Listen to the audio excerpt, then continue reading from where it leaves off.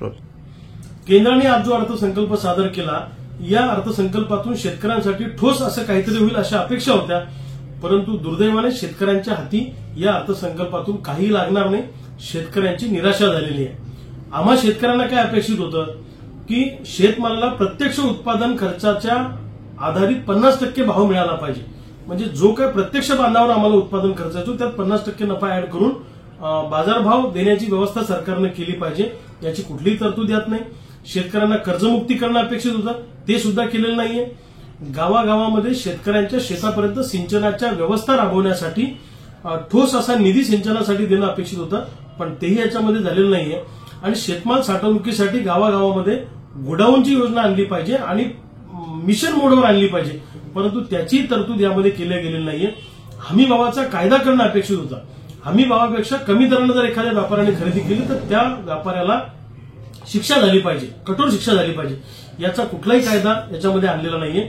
नवीन तंत्रज्ञान आपल्या देशात शेतीच्या अनुषंगाने आणण्यासाठी काही तरतूद नाही. उदाहरणार्थ जीएम सोयाबीन ब्राझील आणि अमेरिकेमध्ये त्याचं जे सोयाबीनचं उत्पादन आहे ते एकरी 34 ते 44 क्विंटल होतं. जीएम सोयाबीनचं तेल हे सरकार आपल्याला खाऊ घालतं भारतामध्ये आयात करून, परंतु जीएम सोयाबीन लावायला आम्हाला परवानगी देत नाही. हा विरोधाभास आहे. तर जीएम सोयाबीन लावायला परवानगी देण्याची मागणी अनेक शेतकरी आम्ही करतोय, परंतु त्या दृष्टीनं सुद्धा या अर्थसंकल्पामध्ये काही झालेलं नाहीये. यांनी असं म्हटलं की कापसाच्या जाती आम्ही विकसित करू, परंतु कापसाच्या भावाच्या संदर्भाने काहीच बोललेलं नाहीये. म्हणजे उत्पादन वाढवायचं बोलतात, परंतु शेतकऱ्याचं उत्पन्न वाढवण्याच्या दृष्टीने सरकारने काही अर्थसंकल्पात केलेलं नाहीये. आणि दुसऱ्या बाजूला आम्ही कडधान्य आणि तेलबिया सरकार खरेदी करेल असं म्हणतात, परंतु ही फक्त घोषणा आहे. प्रत्यक्ष खरेदी करताना मॉइश्चर चार्ट घालणार, जाचकाठी घालणार, निकष घालणार आणि पूर्ण शेतमाल खरेदी करत नाही सरकार.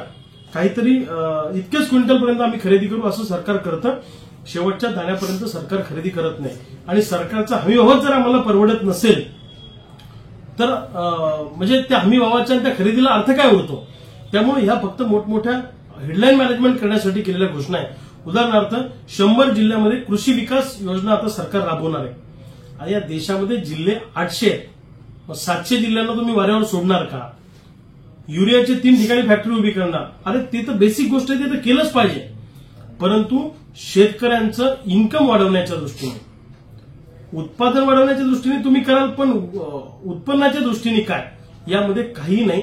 माझं तर म्हणणं असं आहे की अर्थसंकल्पामध्ये मोठमोठ्या घोषणा होतात, परंतु प्रत्यक्ष नंतर त्याचा कृती कार्यक्रम राबवला जात नाही. एकदा घोषणा झाल्या की नंतर कोणी मागे वळून त्याच्याकडे पाहत नाही. म्हणून 2014 पासून जेवढ्या काही घोषणा अर्थसंकल्पामध्ये झाल्या असतील त्याचं ऑडिट झालं पाहिजे. केलेल्या घोषणा आणि त्याची झालेली अंमलबजावणी यामध्ये मोठ्या प्रमाणामध्ये तुम्हाला तफावत दिसून येईल. त्यामुळे मला असं वाटतं पूर्णवेळ वीज, शेतमाल साठवणूक केंद्र, सिंचनाच्या सुविधा आणि प्रत्यक्ष उत्पादन खर्चावर आधारित 50% भाव या अनुषंगानं जर का या अर्थसंकल्पामध्ये काही केलं गेलं असतं तर मग आम्हाला बरं वाटलं असतं. परंतु या केलेल्या घोषणांच्या माध्यमातून शेतकऱ्यांच्या हातात काही लागणार नाही असं माझं स्पष्ट मत आहे.